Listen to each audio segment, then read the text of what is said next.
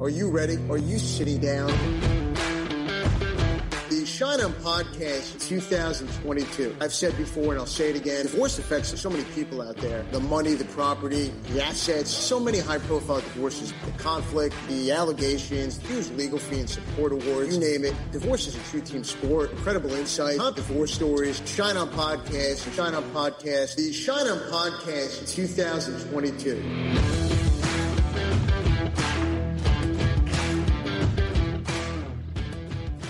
Episode 31 of the Schein podcast. I'm Evan Schein. Happy February, everyone. With me, as always, producer Dave.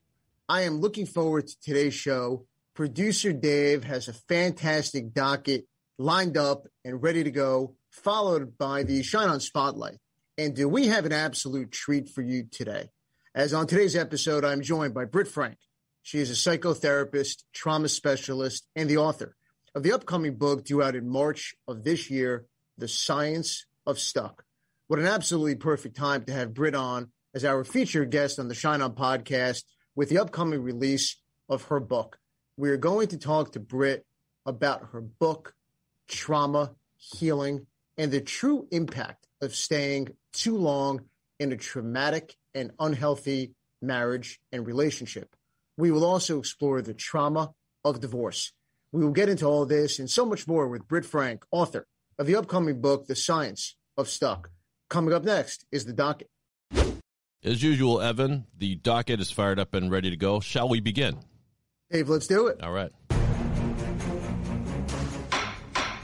And now, let's see what's on the docket. All right. First item on the docket comes to us from the Associated Press. Item 1. Associated Press article headline reads, "How can I avoid divorcing my husband over our daughter's education?" And it poses, it's not a hypothetical scenario, it's an actual scenario that when a husband and wife had their child in the first place, they agreed they were going to homeschool her because they didn't like the public school systems. But now the wife wants to change that plan. And it's caused considerable strife within this marriage. And Evan, I'll let you continue providing detail on this one. What are your thoughts? Look, the first thing I would say is I highly doubt, although I could be wrong, that the only reason you were considering a divorce is because of the disagreement on your child's education. Look, I'm no psychologist or relationship expert, and we have had an incredible lineup of experts and guests who could weigh in and probably tell you that the answer is no. There is something much deeper and bigger going on here. But from the attorney perspective, look, if you're going through a divorce and the issue of education comes up, it's a major issue. I see divorcing couples fight, argue, litigate, file motions. It's often a major source of contention, and here's why. Well, first, there's a tremendous cost to education. If the debate is, should my kids go to private school or should they go to public school? And philosophically, parents often feel very strongly about it based on their own personal experiences. If the matter is litigated and parents file a motion and get a judge involved, whether it's a debate over private school or public school, look, the court's going to look at the child's best interest and a lot of factors: stability, consistency, the parent's own education, the cost of the school, the age and grade of the children. If the matter can be resolved, great. We will often draft language to put into a separation agreement that sets forth how major decisions, such as education, will be made in the event of a disagreement. Well, the CDC apparently does more than deal with the coronavirus because they are weighing in on the subject on divorce on the next item in the docket.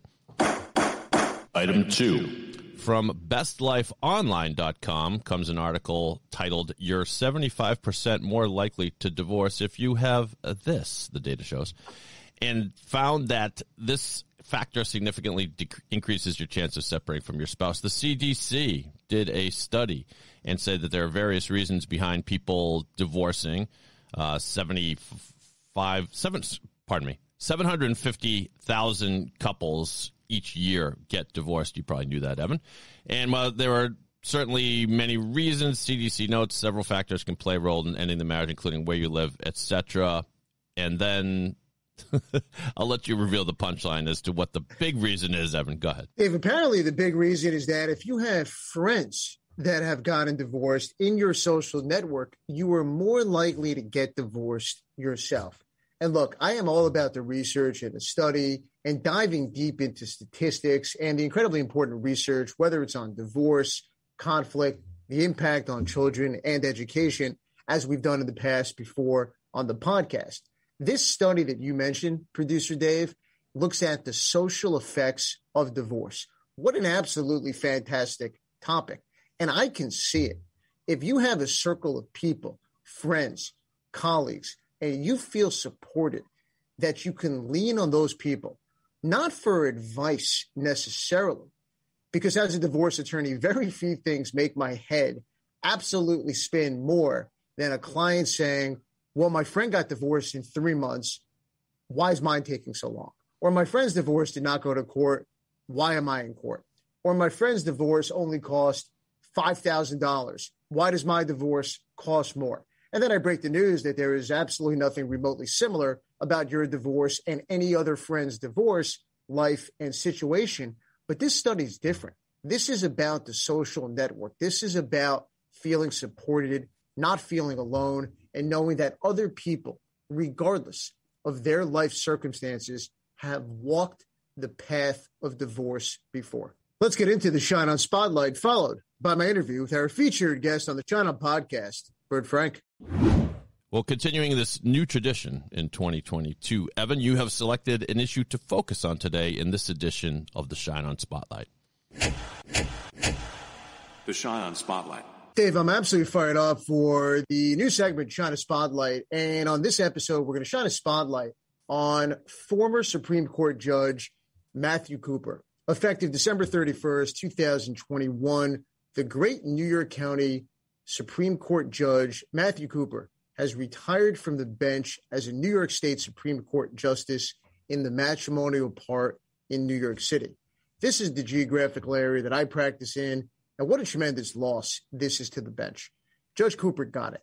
He was instrumental in so many ways. He was loved by attorneys who practiced before him, and it didn't matter if you were on the right side of an issue or an argument or the wrong side. Judge Cooper never made the attorneys look bad. He had a terrific knack for settling really difficult and challenging cases in the courtroom, at the bench, or even in the hallway of the courthouse at 60 Center Street. In the beginning of a matter, in the middle of a case, or on the eve of trial. Judge Cooper was a straight shooter. He was really good at facilitating settlements. He presided over some high-profile cases. We've talked about the cases before on the podcast, the pet custody case, the vaccination case, which was a case of mine. And he was unafraid to make tough decisions, to make law, to think outside the box. And he helped families move forward, recognizing the benefit of settling your case as opposed to going to trial. Judge Cooper will be absolutely missed, as his mark will be left on the matrimonial part at 60 Center Street in New York City.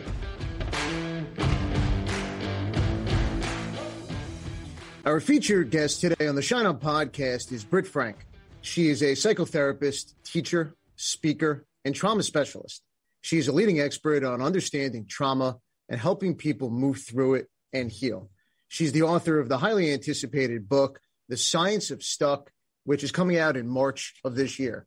Britt, it's great to have you with us. Welcome to the Schein On podcast. Thanks for having me. Britt, I want to start with the pandemic and really everything that's happening in the world right now. And so many people are on this roller coaster, the emotional roller coaster. People are experiencing highs and lows. And there's that feeling, and we'll talk about it when we get into your book, but there's that feeling that people are stuck in a marriage, stuck in life, and there's no clear path forward and no end in sight on when the pandemic will be behind us for good. What have you seen with the clients you work with who are experiencing those highs, those lows, and the roller coaster? So it's really interesting because if people didn't identify as a trauma survivor prior to the pandemic, they certainly do now. So the clients that I work with already have an understanding of what trauma is, how it works in the brain impacts our sense of stuckness. So the ones I work with, obviously, we're all learning as we go, but it's really the people who've never been to a therapist or who've never picked up a self-book who are coming and going, what is wrong with me? What is going on? Why can't I this or why can't I that? And the answer is trauma. But because people think trauma is, if I was in a war, I qualify as a trauma survivor. And it's just not about that. So with the pandemic, in order for people to feel any sense of mastery over their own bodies in the middle of so much uncertainty, we have to talk about trauma, what it is, how it works, why, yes, you qualify even if you have money, even if you have a safe home, even if you have resources. You cannot get unstuck without talking about trauma in this pandemic. I won't even say post-pandemic. In this pandemic world, you need to know about trauma to get unstuck. And Britt, you mentioned the word trauma, and you touched on that. When people hear that word, people in their minds automatically go to the most dire situations, a major life tragedy, PTSD from a war. But how do you define trauma? And I would imagine that trauma comes in all different scales and all shapes and forms. Yes. And it's important to know that not all trauma is alike, but we all, to some degree, have it. Trauma is anything that exceeds our brain's processing ability. So it's sort of like brain indigestion is the cheeky little tongue-in-cheek way I say it. But really, anywhere where our choices are either limited or absence, that is trauma. So the pandemic, none of us want this to be our reality. None of us have a choice about it. Therefore, trauma. So during this time period, and you mentioned none of us have a choice with the pandemic and how it unfolded and what's happening. What is your advice and what tips do you have for people and the clients that you work with on focusing on mental health, especially at a time like this? Mm-hmm. And the very first thing is to validate that it is a challenging time. The number one thing that exacerbates any mental health symptom, whether it's anxiety or depression or a marriage that's on the rocks or whatever, is minimizing or avoiding or reducing or excusing or in any way trying to dial down the reality of what is. So I think it's great that people have perspective on privilege and resources. And the number one thing to help your mental health is to validate that you're not okay. And it's okay that you're not, as cheesy as that sounds, it's okay that you're not okay. And if you try to pretend that you're okay, you're setting yourself up for way worse symptoms. The fastest path to mental health is reality and owning it and naming it. And Britt, that's so incredibly important about validation and owning it and coming to the realization that you are not okay. And so I would think that there's some misconceptions about trauma because to me, it's one of those words that people use, but they don't necessarily really understand what trauma is all about. So what do you hear? What are some of those myths and misconceptions of trauma? Sure. And it used to be that no one talked about trauma, and suddenly trauma is like the trendy buzzword. And so everyone is talking about it and lots of people are misusing it. Now, I'd rather us be talking too much about it than not enough.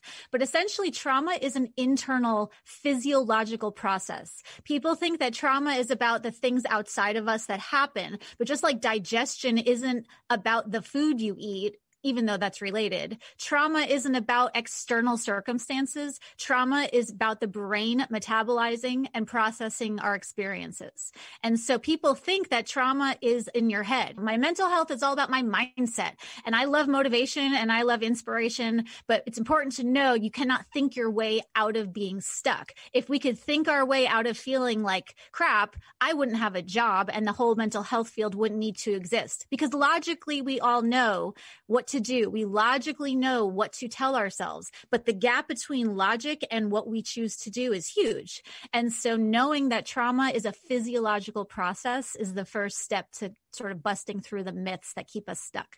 Britt, there's so much out there about the stigma of trauma. How real is it? Why is it so hard for people to open up about their experiences? I work with a lot of really front-facing, high-functioning people that look very shined up and pretty. if you look at them on social media or out in the world. And there's a huge stigma because if you don't know that trauma is a physical process, you're going to think if they know that I have trauma, I'm going to lose all my customers and I'm not going to be able to launch my business. And who's going to want to consult with somebody that's brain is doing X, Y, and Z. So the shame really gets eradicated when we understand the physiology, that this is not a mindset issue. It's not a character defect. It's not a question of weak versus strong. Some of the strongest people that I know, and if you look at the sports world, there are a lot of high-level athletes that are now talking about, this is what's really happening inside of me. And I think in this pandemic world, it's okay to talk about it now in a way that it hasn't been previously. No, Britt, and you're 100% right. Athletes, they've been at the forefront of this. And I mean, whether it's Simone Biles or different people who have really spoken out about the importance of not only obviously physical health, but mental health and education, and really starting it at the youth level. So with that as a backdrop, how did you get into this particular field? And what was your experience that got you so passionate about this work? So I did not come out of school being a therapist with this skill set in trauma. I was sort of a disaster of a human being. I was very functional. And again, if you were to look at me from the outside, everything looks fine, but I was anything. I had all of the mental illnesses, the anxiety, the depression, the personality disorders. I had symptoms of bipolar. My personal ride was kind of a mess. And so I tried a lot of different things. And eventually I found the work of Dr. Peter Levine, who is sort of one of the, thought leaders in the trauma field. And it changed everything. It's sort of like when you're learning to drive a car, you have to really focus on everything and everything is overwhelming. But with just a few basic pieces of information, a 16-year-old can successfully drive a car. And the same is true for our mental health. It's amazing with just a few basic kind of driver's ed things, how fast we can get ourselves moving. You don't need to be an auto mechanic to drive a car. You do not need to be a neuroscientist to work with your mental health and get yourself moving, which is incredibly good news.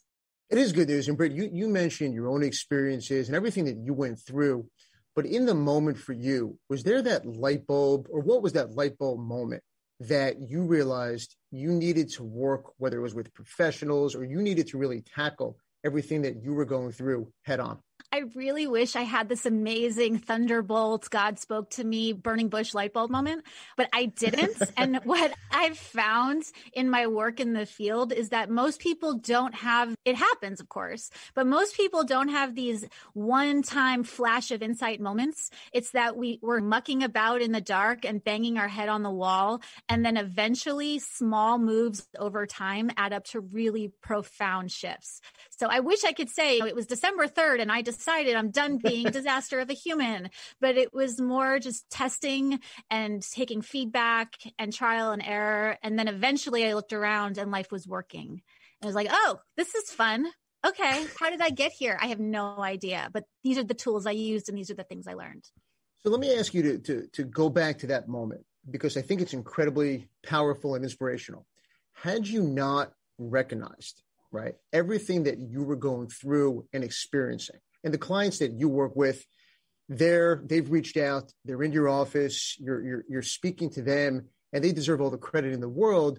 But as you reflect back now on what life was like for you and the help that you recognized you needed, and the clients that you work with, the help they recognize they need when they work with you, as you think about how the path and journey for you could have been different, had you not recognized in the moment that, you know what, things were a disaster, you needed to reach out and get certain help. So, and again, that's part of the reason I wrote the book. It's a great segue, because the one thing that I wished I had really known is you don't need to take these giant leaps. The biggest thing that kept me stuck and that kept everyone stuck is if I don't change everything, if I don't fully change my diet, start the workout program, now I'm going to work out 5 times a week and I'm going to read all the self-help books. If I don't do all of the things, those little moves don't count. And I was very quick to dismiss my small moves forward. But it's sort of like if you're going to take a medication, you have to sort of dose yourself up so your body can tolerate it, so that eventually you can get to a healing level of that medicine.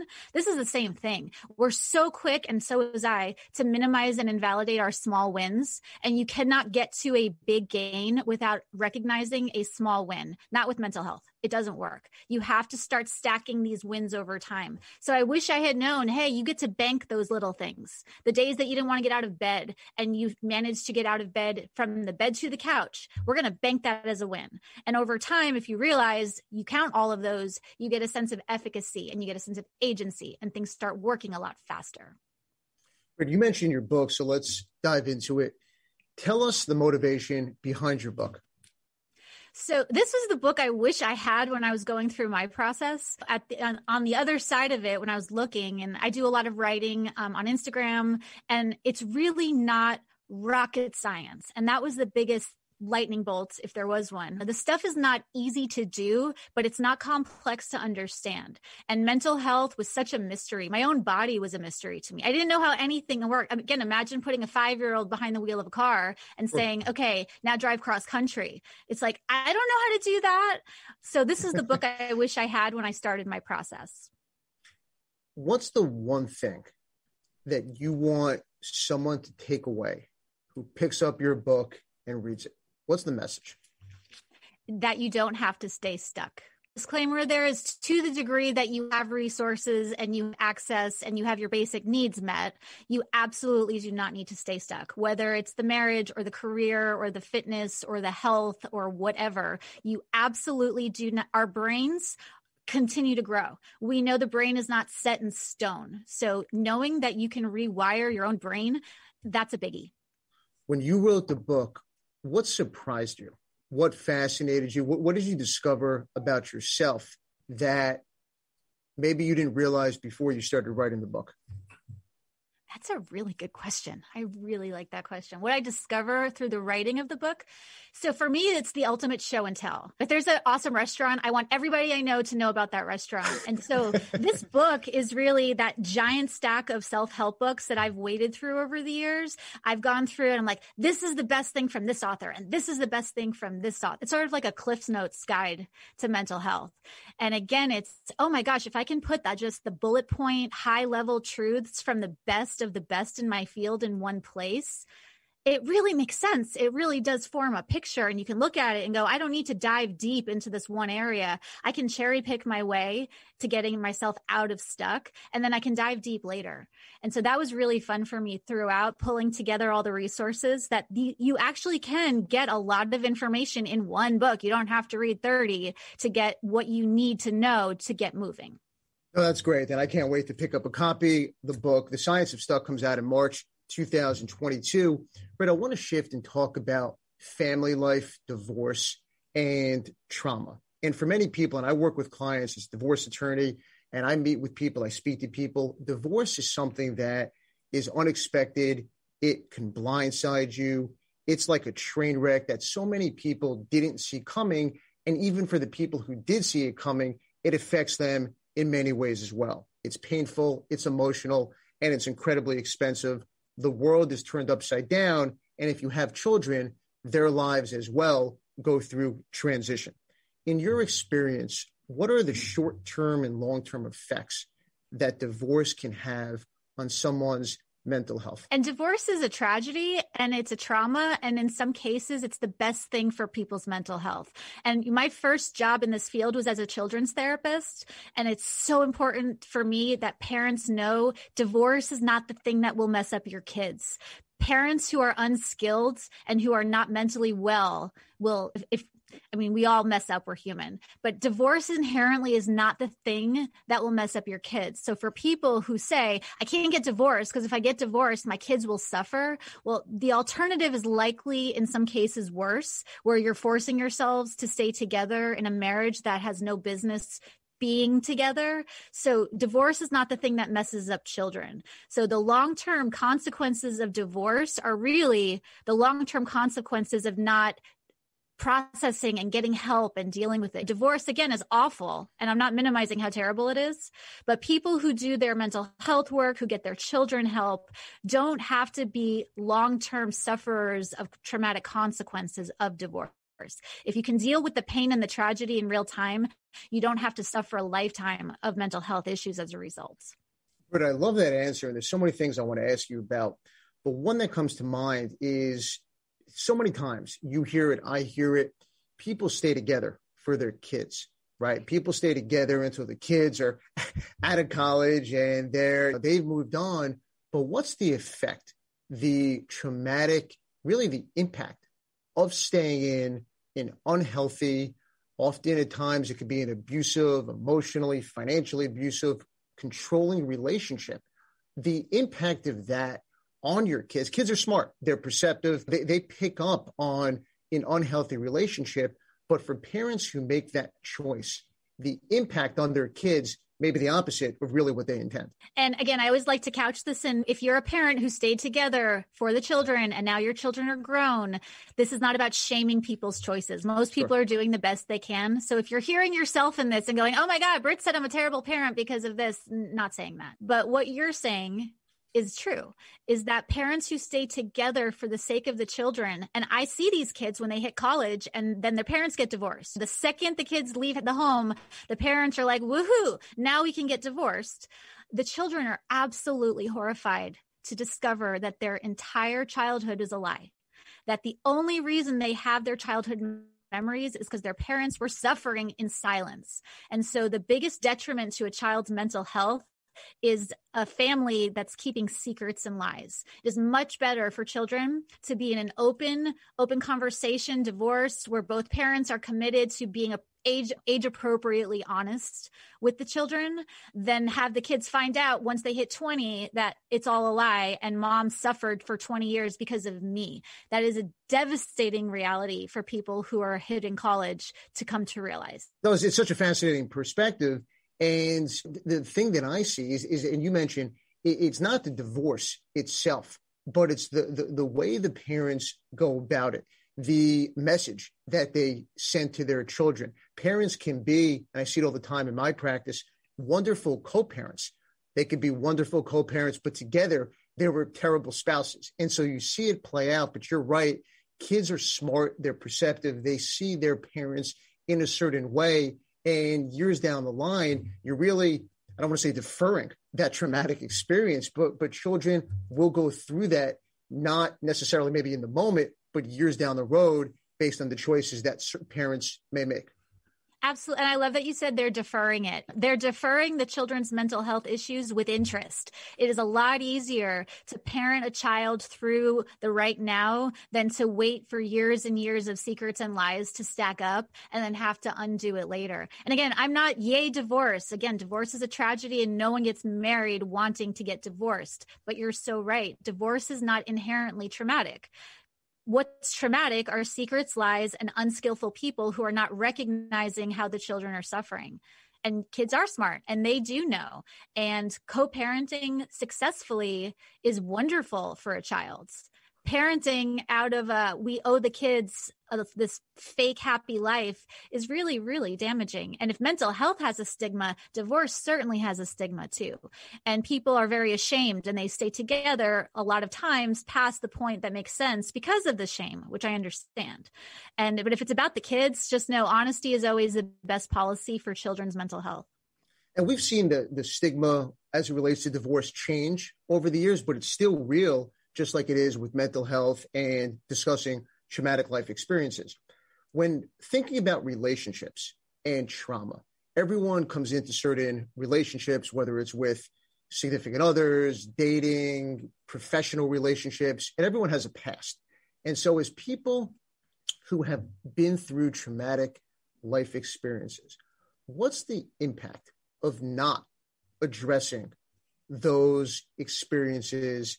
Take in the relationship sense, if you enter a new relationship and you've been through a traumatic life experience, how can people open up to their new partner, new significant other about something so real, so painful that they've been through in the past? So the past, and people, I love it when people say, the past is in the past. I got divorced and I'm moving on and now I'm going to enter the dating world and I'm fine and I don't need to, because I'm functional and I don't need to deal with any of that. But the problem with the past is the past stays present until it's processed. That's my little alliteration, like the 3 Ps. It's true. I love it. It makes all the sense in the world. Right. The past is not in the past. The past is in our nervous systems. The past is in our bodies. The past is in our day-to-day choices, how we think, how we act. And so failure to acknowledge the past dooms us to repeat it. And so even though logically it's, well, if I had this horrible relationship, now I've learned and now I know what not to do. But unless you really process how that relationship impacted you, you're going to repeat it.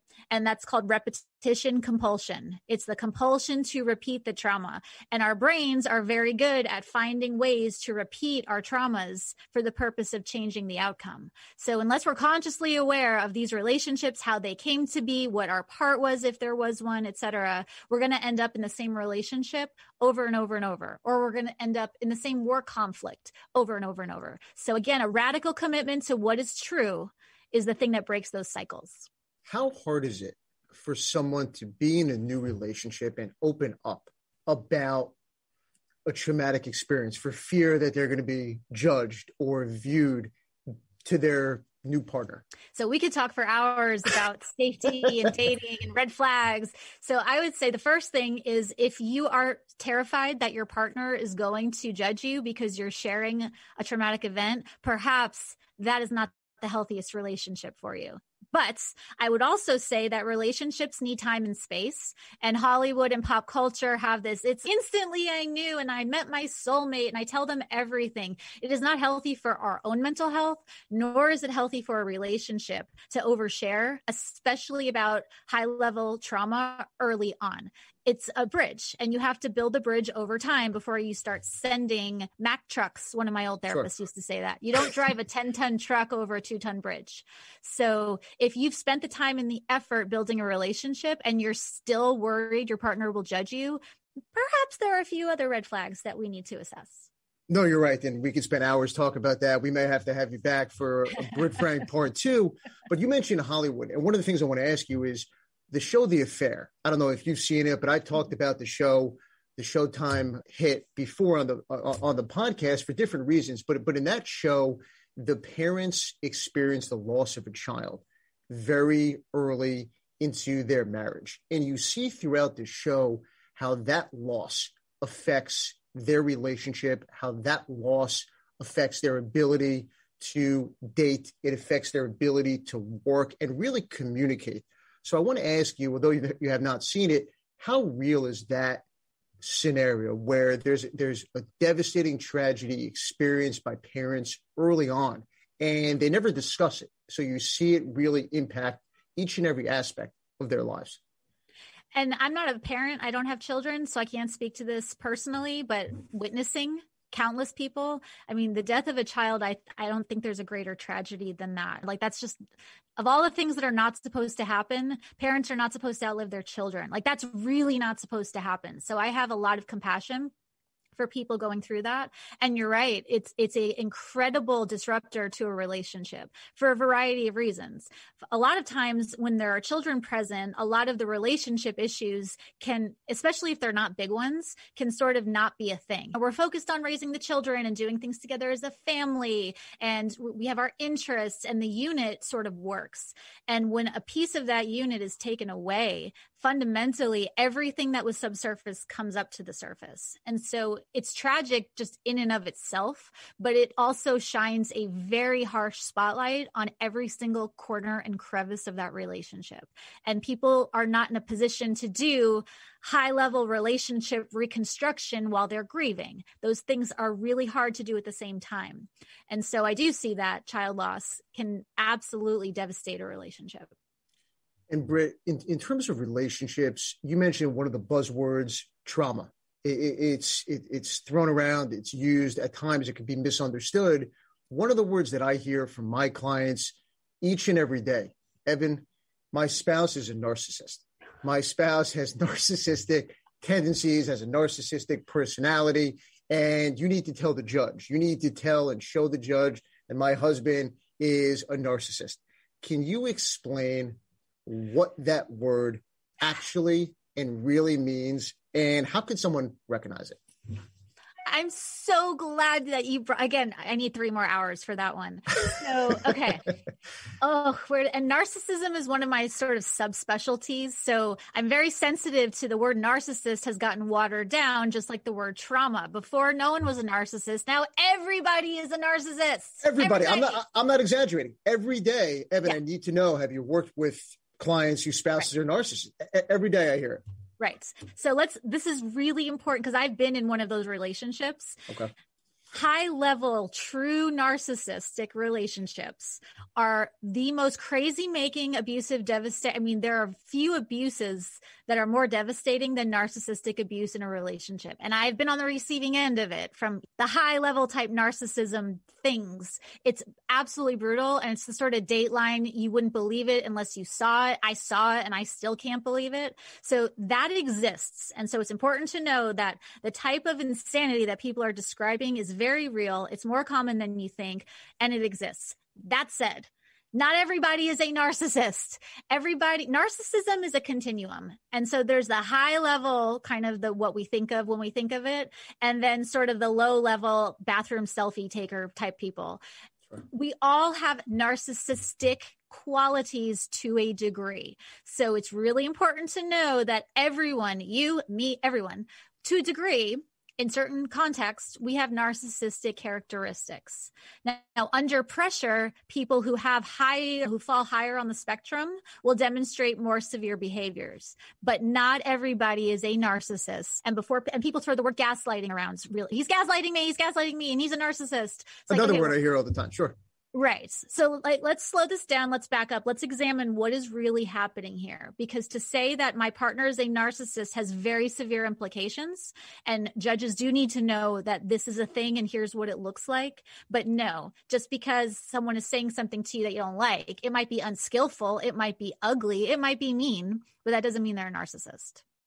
And so, Britt, I've talked about on the podcast before, and I've had different experts on to talk about domestic violence and non-physical forms of domestic violence, coercive control, psychological manipulation.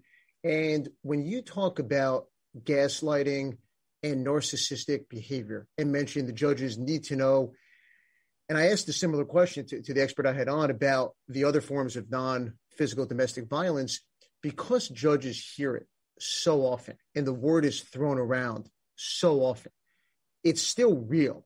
What advice would you have, whether it's for matrimonial and family law attorneys, to present cases where there are gaslighting or there are examples of narcissistic behavior that is having a real effect on the relationship, the marital relationship, and also the children?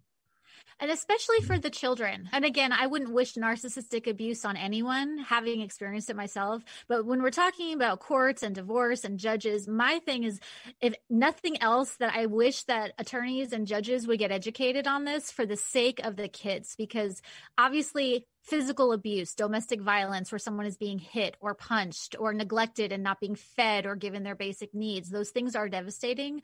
But for a child, narcissistic abuse is even more devastating. I'm not comparing them, but it's hard. It's even more devastating in that you can't see it. So often the impact is not evident until way later in life. But for people in the court system, there are ways to educate yourself on, here are the telltale signs, here are things to look out for, here are things to coach I don't even like saying co-parenting, because if you're divorcing a narcissist, you're not co-parenting, sure, you're counter-parenting. And here are ways that you can take care of your children while you're trying to make sense of what's happening to you. I mean, it's so covert, which makes it's really hard to address a problem that you can't see. So number one, know that it really is a problem and it's more common than you think. And number two, there are ways of working with children and with the opposite spouse that can help them. And knowing that this is a thing is a big deal. You mentioned children, and I want to ask you about inherited trauma, things that we experience as children. If they go untreated or unaddressed, how does that affect ability of parents to really parent their own children, potentially, if those experiences and traumatic incidents don't get talked about that parents may have experienced when they were younger? Sure. In the 12-step program, Alcoholics Anonymous, Narcotics Anonymous, they always say family secrets keep us sick. And whether or not there's a hardcore addiction that's present in a family system, family secrets do keep us sick. So for families that come from oppression, enslavement, war, Holocaust survivors, they've found, and studies have shown, that the impact of that trauma will last multiple generations, even in generations that don't even know that the trauma happened. And there's some really interesting research. Dr. Rachel Yehuda and Mark Wolin has a book called It Didn't Start With You, which is all about inherited family trauma. But it makes sense. If my mother experienced a thing and never dealt with it, that's going to color and inform everything about how she views the world. So everything she's teaching me is going to be based on the lens that she sees it through. And if she's seeing it through a trauma lens, there's no way for me but to inherit that way of thinking, being, and doing. Britt, that's incredibly powerful. And you mentioned before, obviously, the book that you have coming out in March of this year and your Instagram account. Tell everyone how people could find all the wonderful things that you're doing, pre-order the book. You're such a tremendous resource for so many people. Where can people find everything that you're doing? Thanks. So I'm on Instagram, and it's just my name, at Britt Frank, and it's Britt with 2 T's, Frank. And Britt is not short for Brittany, and I will be saying that a lot, I think, this year. And then the book, www.scienceofstuck.com, is where they can go, and they can pre-order it wherever. But come say hello to me. I love talking to people. Message me, reach out, email. No, this is fantastic. And Britt, I want to thank you for coming on the Schein On podcast. This was absolutely wonderful. It was a pleasure. Thank you. Likewise. Episode 31 in the books. What an absolutely terrific episode. Britt Frank. Wow. Was she tremendous? Such a powerful interview. Incredible takeaways from her. Producer Dave, I can't wait for the official release of her book, The Science of Stuck, Breaking Through Inertia to Find Your Path Forward. Thank you to all the listeners. Producer Dave, we are off to an absolutely incredible start in season 2. Thank you. Hey, my pleasure. And just a reminder to all the listeners, check out the show notes of any episode, and you can find information on the Schein On Podcast YouTube channel and things like where to order Britt Frank's book. All the links will be there. Check it out. All good stuff. And all the listeners can listen to the podcast on Apple, Spotify, Stitcher, Google, and all major podcast platforms. As producer Dave said, we are on YouTube. Check out the complete archive of podcast episodes from this season and season 1. Follow the podcast and follow me on social media for the latest content. Head over to scheinondivorce.com. Send in your emails to evan@scheinondivorce.com. I'm Evan Schein, and I'll talk to you again real soon.